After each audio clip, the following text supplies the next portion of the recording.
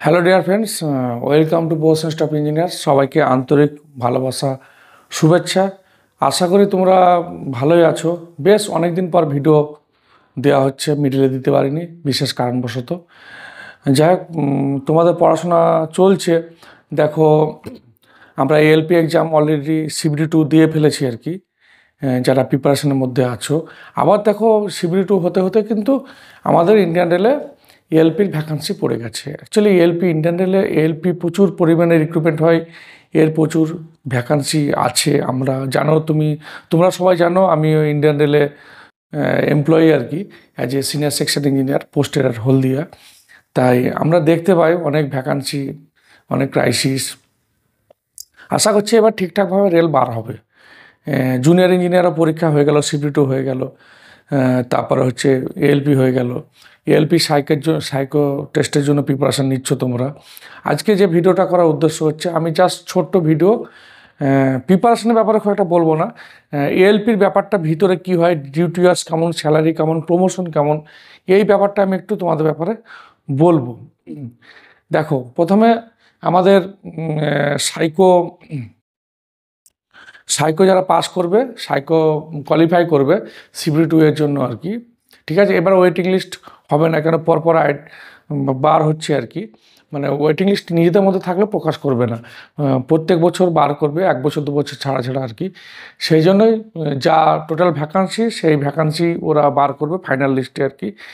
সেই আরআরবি হচ্ছে চাকরি দেয় না, চাকরি হচ্ছে আমাদের যে GM বলতে পারো, DRM বলো, এদের সাইন ছাড়া চাকরি হবে না। মানে জুনের যে হেডকোয়ার্টার, সেখান থেকে তোমাকে অ্যাপয়েন্টমেন্ট লেটার দেবে। এরা হচ্ছে সিলেকশন করে দেবে।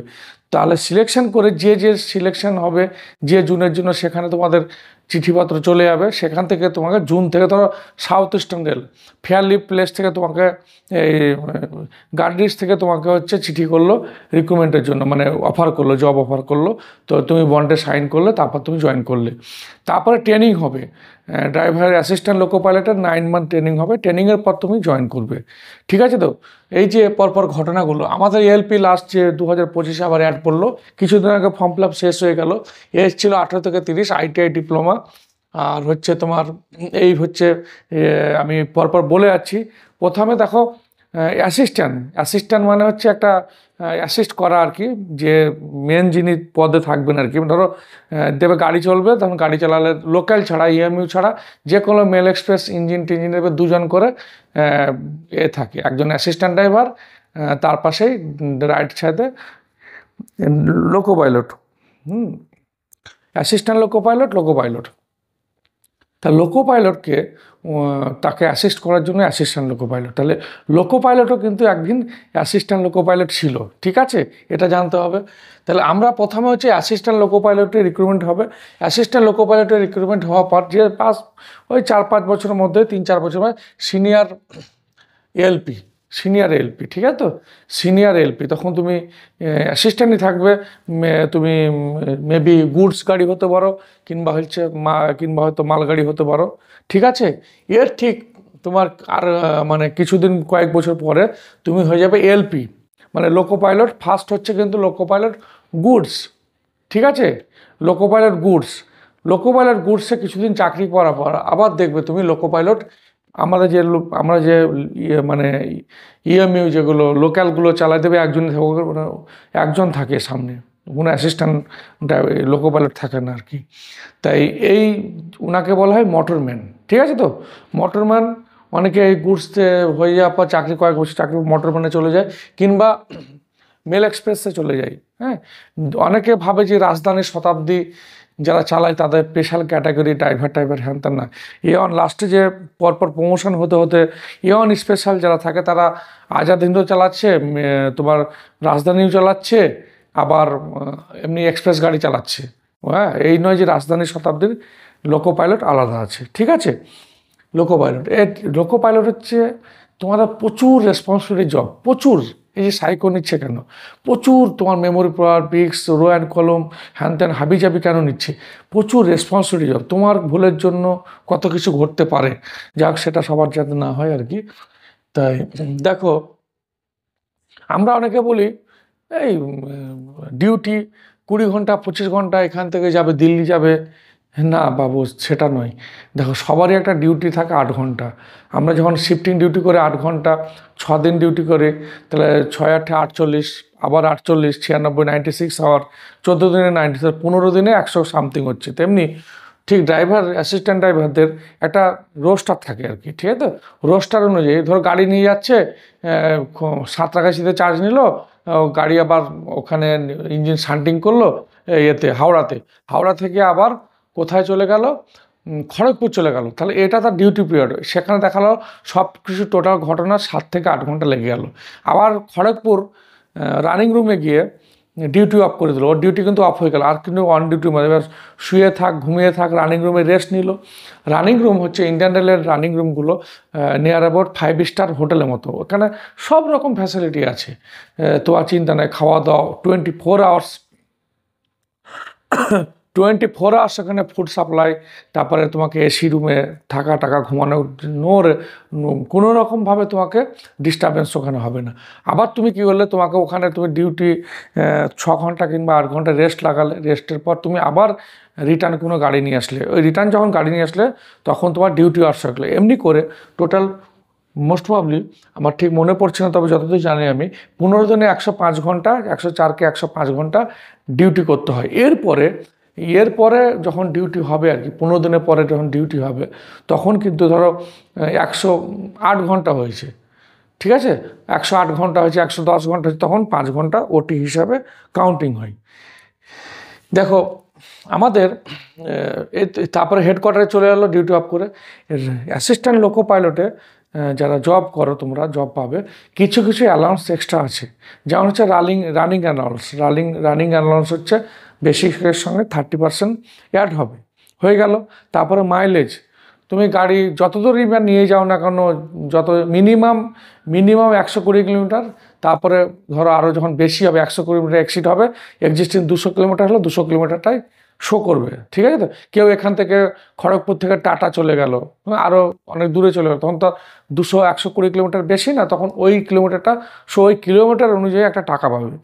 তারপরে হচ্ছে ওই যে বললাম, লাস্টে বললাম, প্রথমে বলে ফেলাম, ওটির একটা ব্যাপার আছে। এই সব মিলে জিলে যা বেসিক আছে, বেসিক ডিএপিএ যে মিলে তোমরা যদি চাকরি পাও, ইনিশিয়ালি জয়নিংয়ে 50,000 অ্যাভাব। বলো কোন কোম্পানিতে এখন 50,000 অ্যাভাব হয়? তাই আমি বলবো তোমরা পড়াশোনা করো। আমি প্রমোশনের ব্যাপারে বলবো, পড়াশোনা করো, মন লাগিয়ে একদম পড়াশোনা করো, অনেস্টলি পড়াশোনা করার সঙ্গে সঙ্গে তোমাকে যে কোয়ালিফাইং পেপারটা আছে, অনেকেই এবারে কোয়ালিফাইং পেপারটা খারাপ হয়েছে, হয়তো এইদিকে পাস করে যাবে, ওখানে তোমার যে নাম্বারটা 75 নম্বর, সেটাতে হয়তো 30 নম্বর না 27 নম্বর, সেটাই তুলতে তার অনেক কালঘাম কেটে যাবে। তাই টেকনিক্যাল নন টেকনিক্যাল পড়ো, সেই সঙ্গে সঙ্গে তুমি নন টেকনিক্যাল তো পড়বে, সেই সঙ্গে সঙ্গে টেকনিক্যাল পড়ো। আমাদের বোস লিস্ট অফ ইঞ্জিনিয়ার্সের কথা কিছু বলে ফেলি।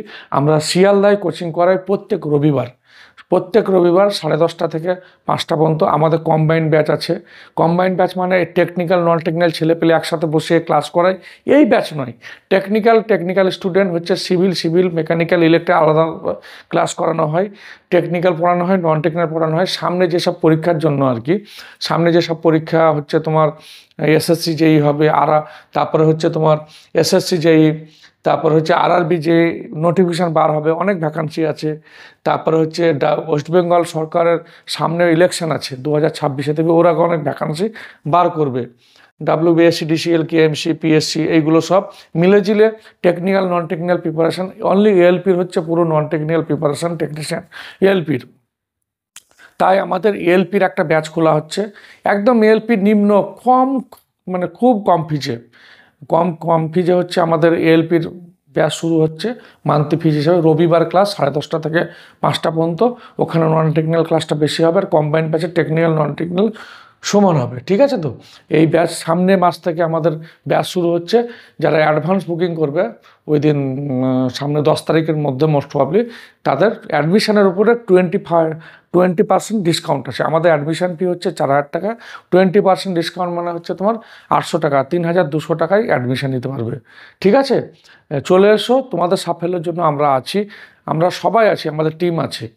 এবার বলে ফেলে, এবার হচ্ছে তোমার প্রমোশন স্কোপ হয়ে গেল, তুমি এবার স্টেপ জাম্প করে, এগুলো তো নর্মাল প্রমোশন বললাম। তুমি ধরো কেউ যে জুনিয়র ইঞ্জিনিয়ারের চান্স পেলে না, হতে পারো নি, তুমি জুনিয়র ইঞ্জিনিয়ার হতে পারলে না, পরীক্ষা দিয়েছিলে ঠিকমতো হলো না, জুনিয়র ইঞ্জিনিয়ার তোমার আশা রয়ে গেছে, ডিপার্টমেন্টাল তুমি কীভাবে যাবে? দেখো ডিপার্টমেন্টাল যাবে তুমি জুনিয়র এএলপি কিংবা সিনিয়র এএলপিতে জব করতে করতে একটা 3 বছর, যে আমরা ইন্টারমিডিয়েট যেই বলা হয়, 3 বছর যদি তুমি 3 ইয়ার্স যদি তুমি কোয়ালিফাই করো আর কি, চাকরি করো আর কি, তাহলে তুমি ডাইরেক্ট ডিপার্টমেন্টাল জেইতে তুমি বসতে পারবে। ঠিক আছে, জুনিয়র ইঞ্জিনিয়ার হয়ে গেল, জুনিয়র ইঞ্জিনিয়ার পেয়ে গেলে তুমি ওখান থেকে সিনিয়র সেকশন ইঞ্জিনিয়ার যাওয়া হবে।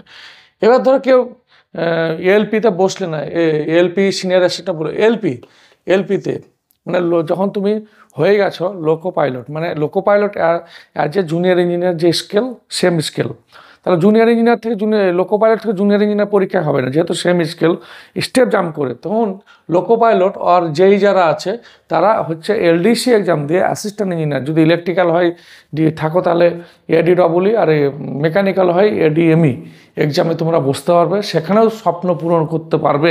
ইন্ডিয়ান রেল সবাইকে এই সুযোগটা দিয়ে থাকে, নিচ থেকে ওপরে ওঠার সুযোগটা দিয়ে থাকে। তাই আমাদের সেন্টারে সাইকোরও ব্যাচ শুরু হয়ে গেছে। আমাদের অঞ্জন খটিয়া, যিনি হচ্ছে এক্স সাউথ ইস্টার্ন রেলের অ্যাসিস্ট্যান্ট লোকো পাইলটে নিযুক্ত হয়েছিলেন, আবার ছেড়ে দিয়েছিলেন, কেন উনি জুনিয়র ইঞ্জিনিয়ার থেকে আবার সিনিয়র সেকশন ইঞ্জিনিয়ার হেডকোয়ার্টারে পোস্টিং আছেন। খুব ভালো সাইকো করায়, যারা প্রিভিয়াস ইয়ারে অনেক ছেলেপেলে পাস করেছে ওনার হাত দিয়ে। তোমরা চলে এসো, সাইকোরও ফিজ কম আছে। ওভারঅল আমরা সেন্টারে সাইকোলজিক্যাল টেস্ট, তারপর সাইকো টেস্ট, তারপর হচ্ছে এএলপির batch, JE batch, SSC batch, assistant engineer batch, সব কিছু আলাদা আলাদা করে ব্যাচ ওয়াইজ পড়ানো হয়। তাই এই একটা ছোট video assistant driver loco pilot সম্বন্ধে, স্যালারি বললাম, প্রমোশন বললাম, কিভাবে ডিউটি হয়, হ্যাঁ ঠিক আছে। তারপরে নেক্সট হচ্ছে আমি আবার পরে ভিডিও নিয়ে আসবো, কিছু ডিসকাশান সাবজেক্ট ওয়াইজ আর কি, তোমাদের কি সাবজেক্ট চাই সেটা বলে দেবে, কমেন্ট বক্সে কমেন্ট করবে।